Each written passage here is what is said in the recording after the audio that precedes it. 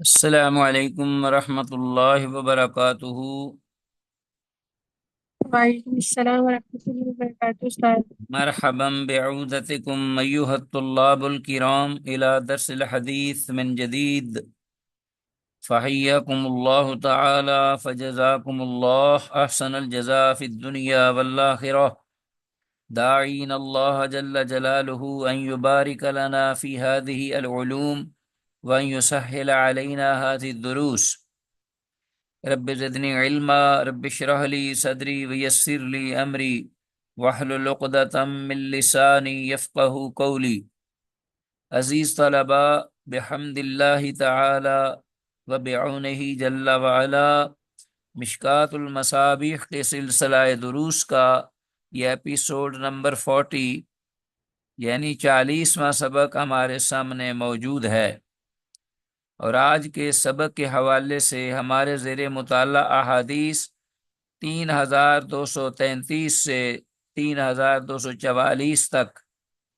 حسب معمول اردو ترجمہ پر فوکس رکھتے ہوئے ہم انشاءاللہ قابل وضاحت عبارات و الفاظ کی قدر وضاحت کریں گے، اور اگر ضرورت محسوس ہوئی تو انشاءاللہ حدیث کی اسنادی حیثیت کی نشاندہی بھی کی جائے گی۔ وما توفیقنا الا باللہ۔ تو جیسا کہ آپ کو بخوبی معلوم ہے کہ گزشتہ اسباق کے حوالے سے کتاب النکاح کے ضمن میں یہ آنے والے مختلف ابواب اور پھر ان کے ذیل میں آنے والی فصول اور فصول کے نیچے دی گئی ذکر کردہ احادیث کا یہ سلسلہ جاری ہے، اور حالیہ باب غالباً اس بات سے متعلق ہے کہ رحمت للعالمین نے اپنی ازواج مطہرات کے مابین جو باریاں تقسیم کی تھیں آپ کے ساتھ اپنا وقت گزارنے کے لیے، اور آپ کائنات میں سب سے بڑے اللہ کی ہستی کے بعد عدل و انصاف کے پیکر تھے، تو کیا طرز عمل تھا، کیا اس بارے میں ہماری امت کی رہنمائی ہے؟ تو آتے ہیں حدیث کی جانب، دیکھتے ہیں کہ ہمارے پاس پہلی حدیث کون سی ہے اور کون سے راوی جن سے یہ حدیث مروی ہے۔ میں آپ سے شیئر کیے دیتا ہوں، آپ کے سامنے یہ کلیئر ہے؟ جی استاد کلیئر ہے۔ کلیئر ہے، الحمدللہ۔ تو پہلی حدیث ہے 3233، وعن ابی قلابہ، ابو قلابہ ان انس بن مالک، انس بن مالک رضی اللہ تعالی عنہما سے یہ روایت کرتے ہیں، قال من السنت، انس بن مالک رضی اللہ تعالی عنہ نے یہ فرمایا، یہ بات سنت میں سے ہے، اذا تزوج الرجل البکرا، کہ جب آدمی کنواری خاتون سے شادی کرے، نکاح کرے، الثیب، مطلقہ یا بیوہ کی موجودگی میں، کہ اس کے نکاح میں کوئی اور بیوہ یا مطلقہ خاتون بھی ہے، اور وہ اس کے ہوتے ہوئے کنواری لڑکی سے یا خاتون سے نکاح کرے، اقام عندہا سبعا، تو وہ جو کنواری خاتون ہے اس کے ساتھ وہ 7 دن تک قیام کرے گا، وقاسم، اور اس کے بعد پھر اپنی بقیہ جو ازواج ہیں یا اپنی جو نئی دلہن ہے ان کے درمیان اس کے بعد وہ پھر باریاں تقسیم کر لے گا برابری کی سطح پر۔ وَإِذَا تَزَوَّجَ الثَّيِّبَ، اور جب آدمی کسی مطلقہ یا بیوہ کے ساتھ شادی کرے، اقام عندہا ثلاثاً، تو اس کے پاس وہ 3 دن ایک قیام کرے گا، ثم قسم، پھر وہ اس کے اور دیگر ازواج کے درمیان، بیویوں کے درمیان باری تقسیم کر لے گا۔ قال ابو قلابہ، ابو قلابہ جو راوی ہیں وہ کہتے ہیں، ولو شئت لقلت، اگر میں یہ چاہوں تو یہ بات بخوبی کہہ سکتا ہوں کہ ان انسا رفعہ، کہ بے شک انس رضی اللہ تعالیٰ عنہ نے اس حدیث کو مرفوع بیان کیا ہے، الی النبی، اللہ کے نبی صلی اللہ علیہ وسلم تک، متفق علیہ، تو یہ حدیث متفق علیہ ہے، بالکل صحیح حدیث ہے۔ تو حدیث میں مذکور لفظ البکرو سے مراد، انڈر لائن کیجئے، کنواری، ہاں جی، کنواری لڑکی مراد ہے، ٹھیک ہے جی۔ حدیث سے معلوم ہوا کہ کنواری کے پاس 7 دن، اور شوہر دیدہ کے ہاں یعنی مطلقہ یا بیوہ جو خاتون ہے اس کے پاس 3 دن تک ٹھہرنا یہ سنت ہے۔ پھر اس کے بعد دونوں بیویوں کے پاس باری باری ایک ایک روز رہا کرے۔ اہل حدیث علماء کا یہی خیال ہے، یا 2 2 یا 3 3 دن، جو بھی وہ برابر کی سطح پر باری تقسیم کر لے ان کے درمیان، واللہ عالم۔ اگلی حدیث ہے، وان ابی بکر بن عبد الرحمن، ابو بکر بن عبد الرحمن رضی اللہ تعالیٰ عنہ سے یہ روایت مروی ہے، ان رسول اللہ صلی اللہ علیہ وسلم حین تزوج ام سلمہ، کہ اللہ کے رسول صلی اللہ علیہ وسلم نے جس وقت نکاح کیا سیدہ ام سلمہ رضی اللہ تعالیٰ عنہ سے، وَأَصْبَحَتْ عِنْدَهُ، اور وہ آپ کے پاس قیام پذیر ہوئیں، آپ کے گھر آ گئیں، قال لها، تو آپ نے ان سے یہ فرمایا، لیس بکی علی اہل کی ہوان، کوئی ایسی بات نہیں کہ تمہاری میرے نزدیک کوئی اہمیت نہیں ہے، ایسی کوئی بات نہیں کہ تم میرے ہاں اہمیت نہیں رکھتی، تو لہٰذا لیسا بکی علی اہل کی ہوان، اس کا مطلب یہ ہے، تو ان شئت، اگر تم چاہو، سبعت عندکی، تو میں تمہارے پاس 7 دن تک ٹھہروں، وسبعت عندہن، اور پھر 7 دن جو ہے وہ بقیہ جو ازواج مطہرات ہیں ان کے پاس میں قیام پذیر رہوں، وَإِن شئت، اور اگر تم چاہو، ثلثت عندک، کہ 3 دن تک میں آپ کے پاس ٹھہروں، ودرت، اور اس کے بعد پھر میں بقیہ کے پاس وقت گزار لوں۔ تو قالت، اس پر ام سلمہ رضی اللہ تعالیٰ عنہ نے فرمایا، ثلث، کہ اے اللہ کے رسول صلی اللہ علیہ وسلم، آپ 3 دن میرے پاس ٹھہر لیجئے، قیام کر لیجئے۔ وفی روایت، اور ایک روایت میں یہ الفاظ ہیں، انہو قال لہا، کہ اللہ کے نبی صلی اللہ علیہ وسلم نے حضرت ام سلمہ رضی اللہ عنہ سے یہ فرمایا کہ للبکر سبع، کہ جو کنواری خاتون ہے ان کے ساتھ شادی کے بعد اس کے لیے 7 دن ہیں کہ شوہر اس کے پاس ٹھہرے، وللثیب ثلاث، اور شوہر دیدہ جو ہیں یعنی کنواری یا مطلقہ اس کے پاس کم از کم 3 دن تک ٹھہرے۔ رواہ مسلم، انہیں سے امام مسلم نے روایت کیا ہے، 3234 حدیث ہے۔ حدیث میں الفاظ البکر سبع وللثیب ثلاث، یا للبکر سبع وللثیب ثلاث کو انڈر لائن کیجئے، کہ کنواری کے لیے 7 راتیں یعنی دن، جبکہ بیوہ یا مطلقہ کے لیے 3 راتیں یا دن ہیں۔ اچھا جی، الفصل الثانی، دوسری فصل ہے اس باب کی، 3235 حدیث، ان عائشہ تا، سید عائشہ رضی اللہ عنہ سے یہ روایت ہے، ان النبی صلی اللہ علیہ وسلم کان یقسم بین نسائہ، کہ اللہ کے نبی صلی اللہ علیہ وسلم باری تقسیم کرتے تھے اپنی ازواج مطہرات کے درمیان، فیعدل، تو آپ عدل بھی فرماتے، انصاف فرماتے، ویقول، اور کہتے، اللہم، دعا بھی کرتے، اللہم ھذا قسمی فیما املک، اے اللہ یہ میری تقسیم ہے اس معاملے میں جس میں میں مالک ہوں، جس میں میرا اختیار ہے، فلا تلمنی، تو اے اللہ مجھے ملامت نہ کرنا، پکڑنا، مجھے مواخذہ نہ کرنا، مجھے نہ ملامت کرنا، فیما تملک، اس چیز کے بارے میں جس بارے میں تو اختیار رکھتا اور مالک ہے، ولا املک، اور میں نہ اختیار رکھتا ہوں اور نہ میں اس بارے میں مالک ہوں۔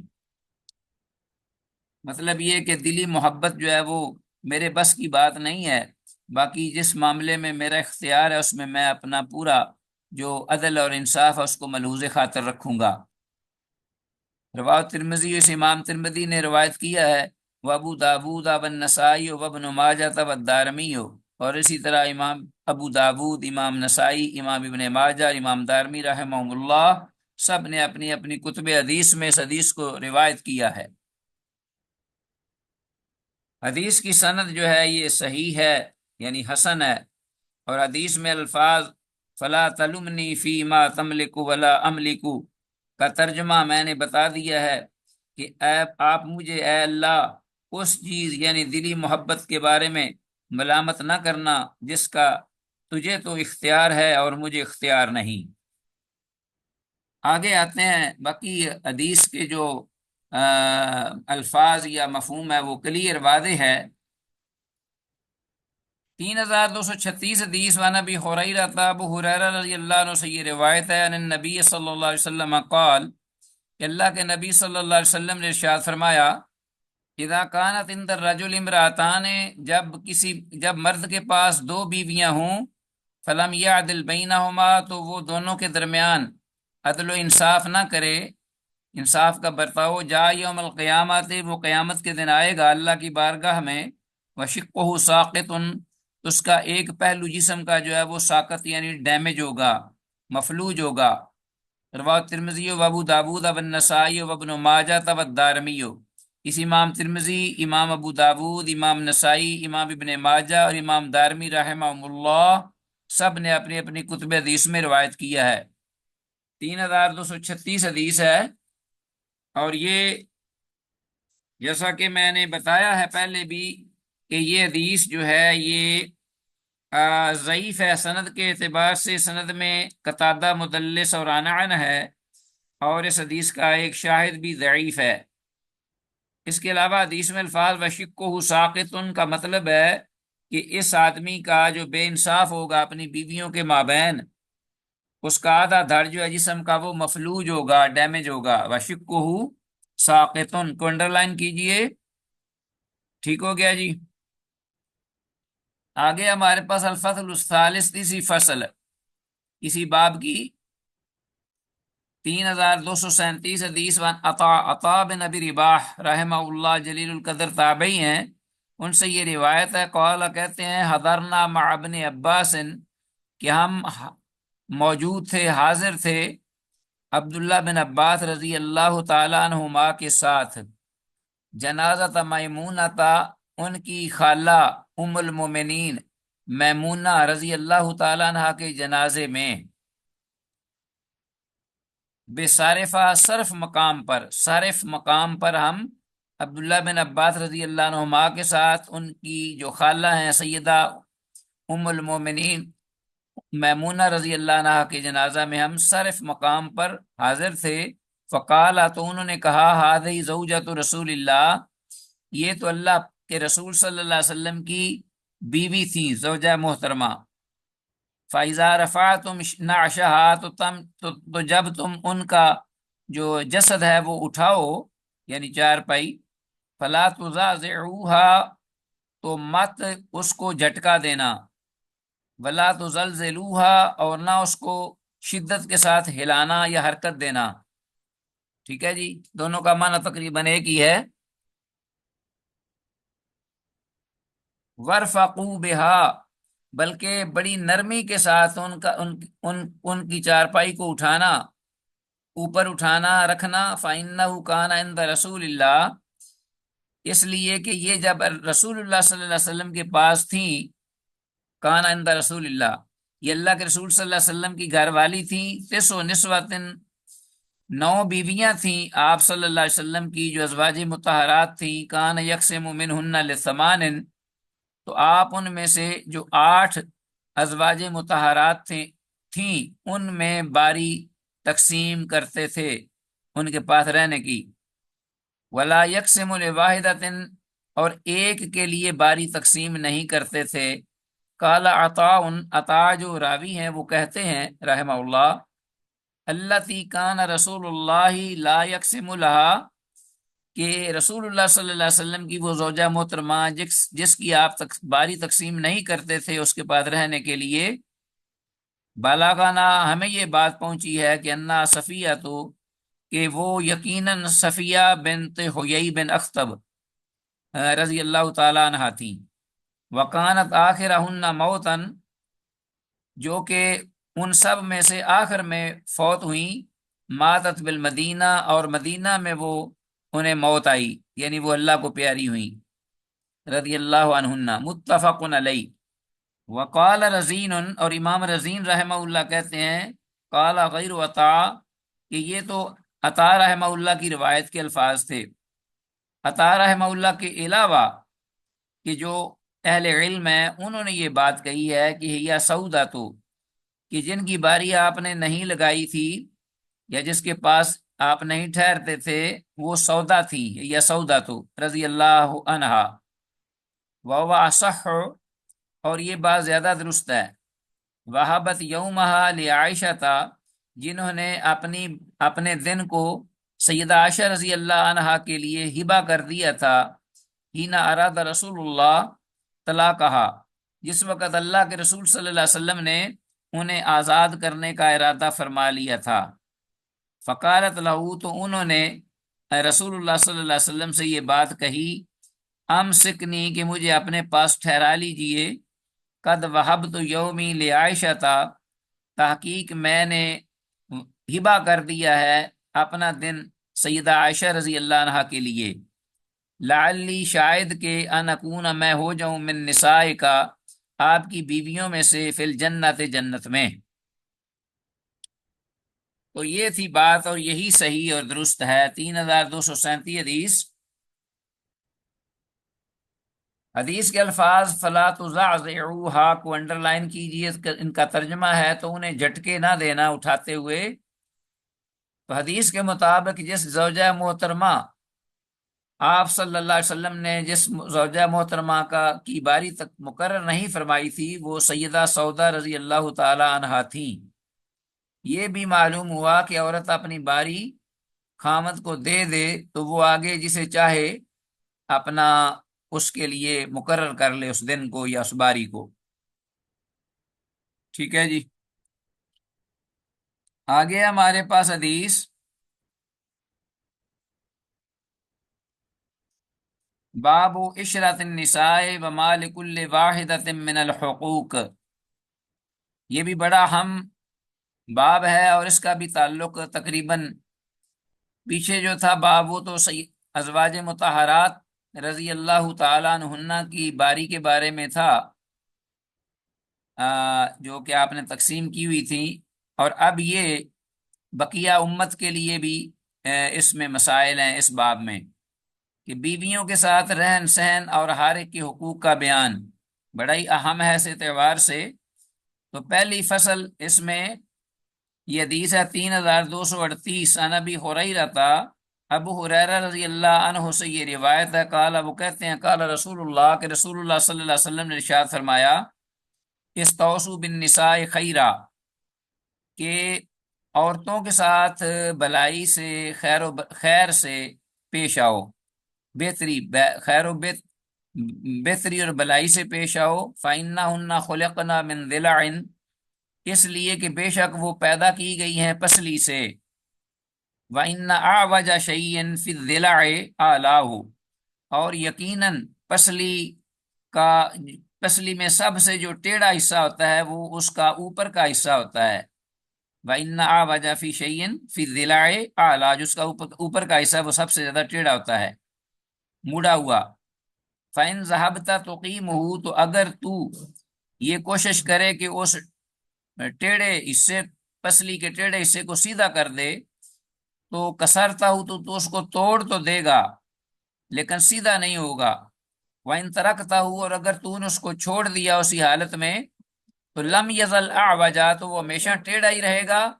فَاسْتَوْصُوا بِالنِّسَاء، تو عورتوں کے ساتھ بلائی اور بہتری سے پیش آؤ، متفق علیہ۔ حدیث کلیئر ہے، یہ حدیث ہے 3238 ہو گئی ہمارے پاس۔ اس میں الفاظ فَاسْتَوْصُوا بِالنِّسَاءِ خَيْرًا کو انڈر لائن کیجئے، اور اگلی حدیث وعن ہو، ابو ہریرہ رضی اللہ عنہ سے روایت ہے، قال، کہتے ہیں، قال رسول اللہ، کہ رسول اللہ صلی اللہ علیہ وسلم نے ارشاد فرمایا، ان المرأة خلقت من ضلع، کہ بے شک عورت جو ہے وہ پیدا کی گئی ہے پسلی سے، لن تستقیم لک علی طریقۃ، وہ ہرگز تیرے ساتھ ایک ہی طرح کے طرز زندگی کو نہیں گزارے گی، ہاں جی، ایک ہی طرح کا ایک ہی انداز کی زندگی نہیں بسر کر سکے گی۔ فَإِنِ اسْتَمْتَعْتَ بِهَا، اگر تو اس سے فائدہ اٹھا لے، استمتعت بها وبها عوج، تو تو اس سے فائدہ اٹھا سکتا ہے یا اٹھا سکے گا اس طرح کہ اس میں وہ ٹیڑھا پن رہے باقی۔ وَإِنْ ذَهَبْتَ تُقِيمُهَا، اور اگر تو چاہے گا کہ وہ اس کا ٹیڑھا پن جو ہے، مڑا ہوا حصہ، اس کو میں سیدھا کر دوں، کسرتها، تو تو اس کو توڑ ڈالے گا۔ وَكَسْرُهَا طَلَاقُهَا، اور اس کا توڑ ڈالنا یا توڑ دینا اس عورت کو یا بیوی کو، اس کو طلاق دینا ہے، وَلِيَعْذُ بِاللَّهِ۔ رواہ مسلم، حدیث معروف ہے اور اس کا مفہوم بھی کلیئر ہے۔ 3239 لفظ ایواجن کا مطلب ٹیڑھا پن انڈر لائن کیجئے۔ تو حضرت حوا یا حوا رضی اللہ تعالیٰ عنہ سیدہ آدم علیہ السلام کی پسلی سے پیدا ہوئی، تو عورت کی اصل ٹیڑھی پسلی ہوئی، اور پسلی کا بالکل سیدھا ہونا ممکن نہیں ہوتا، وہ ٹوٹ جاتی ہے۔ وان ہو ابو ہریرہ رضی اللہ عنہ سے یہ روایت ہے، قال، وہ کہتے ہیں، قال رسول اللہ، کہ اللہ کے رسول صلی اللہ علیہ وسلم نے فرمایا، لا یفرق مومن مومنتن، نہ بغض رکھے کوئی صاحب ایمان کسی صاحب ایمان عورت سے، مومنہ عورت سے یعنی بیوی سے، ان کارہا منہا، اگر اس کی کسی ایک عادت سے، ان کارہا منہا خلقن، اگر اس میں سے کسی ایک عادت کو وہ ناپسند جانتا بھی ہے یا جانے بھی، تو راضیہ منہا آخرا، تو یہ کوئی دوسرا اس میں کوئی کوالٹی یا کوئی وصف ہوگا جس سے وہ راضی بھی ہو جائے گا۔ رواہ مسلم، انہیں سے امام مسلم نے روایت کیا ہے۔ تو کلی طور پر کوئی بھی ایک انسان جو ہے عیوب سے پاک نہیں، خواہ وہ مرد ہو یا عورت۔ حدیث میں الفاظ لا یفرق مومن مومنتن کا ترجمہ کہ کوئی مومن شوہر کسی مومنہ بیوی سے بغض نہ رکھے۔ وعنہ ابو ہریرہ رضی اللہ عنہ سے یہ روایت ہے، قال، وہ کہتے ہیں، قال رسول اللہ، کہ رسول اللہ صلی اللہ علیہ وسلم نے ارشاد فرمایا، لولا بنو اسرائیل لم یخنز اللحم، بنو اسرائیل اگر نہ ہوتے، یعنی یہودی اسرائیل کی اولاد،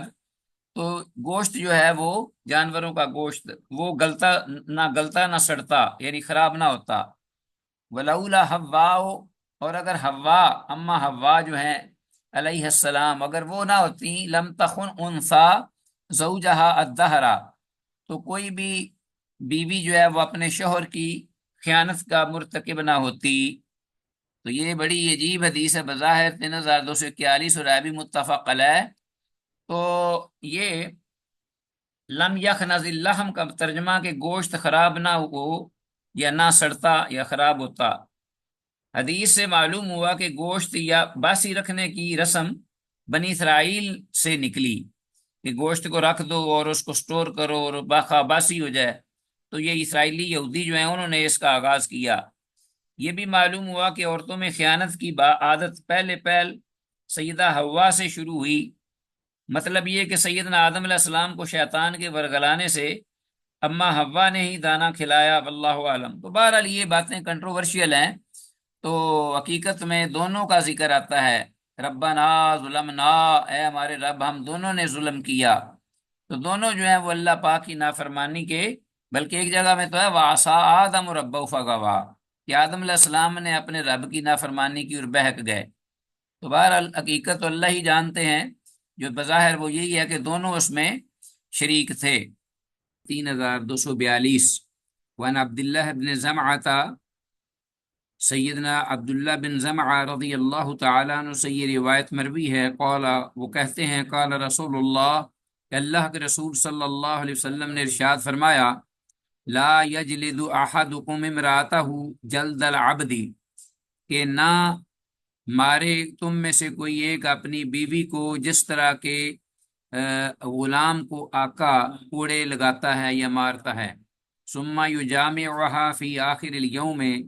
پھر وہ اس کے ساتھ مجامعت بھی کرتا ہے دن کے آخری حصے میں، یعنی اس کے ساتھ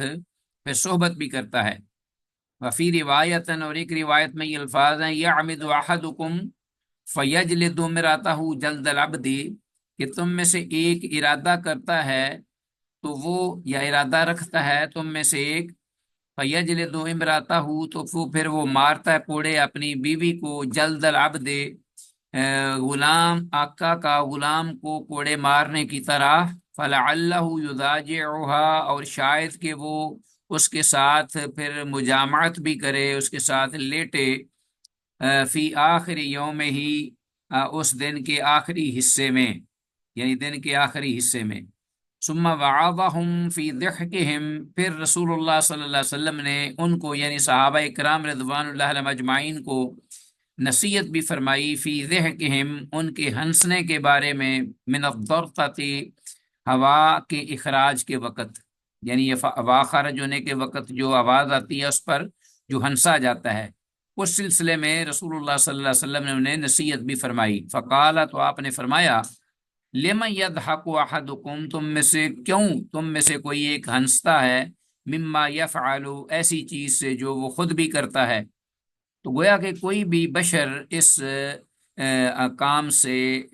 مبرہ نہیں، جو بھی خوراک کھاتا ہے وہ اس سے یہ عمل سرزد ہوتا ہے، اور یہ خلقت ہے، بلکہ یہ نارمل ہے، اس لیے اس سے ہنسنے کا کوئی جو ہے وہ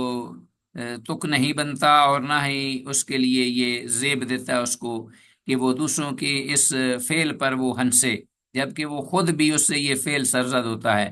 تو آپ صلی اللہ علیہ وسلم نے اس سے بھی نصیحت فرمائی۔ متفق علیہ، یہ حدیث متفق علیہ ہے، یعنی امام بخاری اور امام مسلم نے اس کو روایت کی ہے۔ 3242 حدیث ہے۔ تو حدیث کے من جملہ فوائد میں سے ایک تو یہ کہ ہوا کے اخراج پر یا خارج ہونے پر ہنسنا یہ درست نہیں ہے، آپ صلی اللہ علیہ وسلم نے اس سے منع فرمایا کہ یہ ایک فطری عمل ہے اور غیر اختیاری ہے، اور جو بھی شخص یا جاندار زندہ رہنے کے لیے غذا کھاتا ہے اس کے لیے یہ عمل لا محالہ ہے۔ اسی طرح شرعاً و عقلاً مناسب نہیں کہ جس بیوی کو اپنے پاس اپنے پاس لٹائے، یعنی جسم دن کے کسی بھی حصے میں اس کو ایسی سخت مار بھی مارے جانور کی طرح۔ مناسب رویہ یہ ہے کہ حتی المقدور عورت پر ہاتھ ہی نہ اٹھائے، اگر کوئی بہت سخت کوئی ضرورت پڑ بھی جائے تو اس یا اتنا شدید قسم کا سخت قصور ہو جائے یا کوئی غلطی سرزد ہو جائے تو محض زبان سے اس کو سمجھائے، اور زبان کی حد تک اس سے خفا ہو کر اس کو اپنے ساتھ سلانا چھوڑ دے، یعنی اس کو اپنے ساتھ ملانا جو ہے، جیسا کہ حقوق زوجیت ادا کرتے وقت میاں بیوی ایک دوسرے کے قریب آتے ہیں تو کچھ دیر کے لیے بغیر مار کے اس کو خفا ہو کر یا اس کا اظہار کر کے اس کو اپنے ساتھ رکھنا چھوڑ دے، اور اگر وہ اس پر بھی نہ مانے تو پھر ہلکا سا ادب سکھانے کی خاطر اس کو وہ ضرب لگا سکتا ہے، وگرنہ وہ اس سے محفوظ اپنا بچے جہاں تک ممکن ہو سکتا ہے۔ تو عزیز طلبہ، اگلی حدیث ہے ہمارے پاس 3243۔ سیدہ عائشہ رضی اللہ تعالیٰ عنہ سے یہ روایت مروی ہے، قالت، وہ کہتی ہیں، کنت العب بالبنات، بیان کیا کیا کرتی تھی میں اپنی گڑیوں سے، جو کھلونے ہوتے تھے ان کے پاس، گڑیا یا گڑیاں جمع ہیں بنات، بچیوں کی شکل میں، پلاسٹک کی یا کھلونوں کی شکل میں گڑیوں سے میں کھیلا کرتی تھی۔ کنت العب بالبنات عند النبی، اللہ کے نبی صلی اللہ علیہ وسلم کے پاس، آپ کی موجودگی میں، وکان علی صواحب، اور میری سہیلیاں بھی ہوتی تھی، یلعبن معی، جو کہ کھیلا کرتی تھی میرے ساتھ، وکان رسول اللہ، اور اللہ کے رسول صلی اللہ علیہ وسلم تھے، اذا دخلا، جب آپ تشریف لاتے، گھر میں داخل ہوتے، تو ینکمعنا منہ، تو وہ میری سہیلیاں آپ صلی اللہ علیہ وسلم کی تشریف آوری پر چھپ جایا کرتی تھی۔ فَيُسَرِّبُهُنَّ إِلَيَّ، تو جب وہ چھپ جایا کرتی تھی تو آپ صلی اللہ علیہ وسلم انہیں ڈھونڈتے، تلاش کرتے، اور پھر ان کو فَيُسَرِّبُهُنَّ إِلَيَّ، میری طرف ان کو آپ بھیجتے، فَيَلْعَبْنَ مَعِيَّ، تو پھر وہ میرے ساتھ کھیلنا شروع کر دیتی۔ تو یہ تھا آپ کا انداز، بڑا ہی پیارا اور بڑا ہی دل ربا، جو عائشہ رضی اللہ عنہ فرماتی ہیں کہ اللہ کے رسول صلی اللہ علیہ وسلم اس طرح طرز عمل اختیار کرتے تھے میری سہیلیوں کے بارے میں، میری دل جوئی کے لیے۔ متفق علیہ، یہ حدیث متفق علیہ ہے۔ 3245، یعنی 3243 حدیث. حدیث میں الفاظ عزیز طلبا، ین کامعنا من ہو، ان کامع ین کامعو، ان فعل ینفعل، ان کمع ینکمع ینکمعن منہ کا ترجمہ ہے کہ وہ سہیلیاں سیدہ عائشہ رضی اللہ عنہا کی آپ صلی اللہ علیہ وسلم سے آپ کو دیکھ کر چھپ جایا کرتی تھی. انڈر لائن کیجئے اس لفظ کو. اور دوسرا یہ کہ آپ صلی اللہ علیہ وسلم کا خلق عظیم کہ بچوں پر شفقت و رحمت فرماتے اور کھیل کود سے انہیں منع بھی نہ کرتے، جو کھیل کود مباح ہوتا یا جائز. اور گڑیوں میں پوری شکل نہیں ہوتی تھی، اس لیے انہیں تصویر کا حکم نہیں دیا گیا، کیونکہ گڑیا جو ہوتی ہے وہ آپ کو پتہ کھلونا ہوتا ہے، اور اس کو اس کے بازو سار آنکھیں وغیرہ بعض دفعہ پوری نہیں ہوتی یا ٹوٹی ہوئی ہوتی ہیں، تو ان کے ساتھ کھیلا جاتا ہے تو وہ پوری انسانی شکل نہیں ہوتی، تو ان کو تصویر کے حکم میں بیان نہیں کیا جاتا. آگے ہے 3244 حدیث. نیکسٹ ہمارے پاس وعنہا سید عائشہ رضی اللہ تعالیٰ عنہا سے ہی روایت ہے، قالت وہ کہتی ہیں واللہ اللہ کی قسم لقد رأیت النبی میں نے اللہ کے نبی صلی اللہ علیہ وسلم کو یہ دیکھا یقوم علی باب حجرتی کہ آپ کھڑے تھے میرے حجرہ کے دروازے پر، والحبشۃ جبکہ حبشی کچھ جوان تھے نوجوان، یلعبون وہ کھیل رہے تھے، بالحراب چھوٹے چھوٹے نیزوں کے ساتھ، فی المسجد مسجد کے اندر، مسجد میں یعنی مسجد نبوی میں، ورسول اللہ اور اللہ کے رسول صلی اللہ علیہ وسلم یسترونی مجھے چھپائے ہوئے تھے، بردائے ہی اپنی چادر کے ساتھ، لا لانظر الی لعبہم تاکہ میں دیکھ پاؤں ان حبشیوں کے کھیل کی جانب، بین اذنہ و عاتقہ اپنے کانوں اور اپنی گردن کے درمیان سے.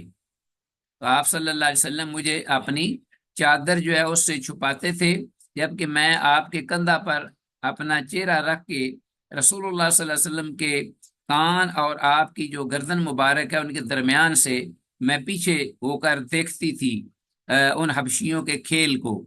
ثم یقوم من اجلی پھر آپ کھڑے رہتے میری ہی خاطر کہ میں زیادہ دیر تک ان کو دیکھ لوں اور اپنا جی بھر لوں، حتی اکون انا التی انصرف یہاں تک کہ پھر میں ہی ہوتی تھی جو پیچھے ہٹتی تھی. جب میرا جی بھر جاتا تھا اور مطمئن ہو جاتی تھی تو میں پیچھے ہٹتی، آپ اسی طرح میری خاطر کھڑے رہتے. سبحان اللہ. فقدروا قدر الجاریت الحدیثۃ السن الحریصۃ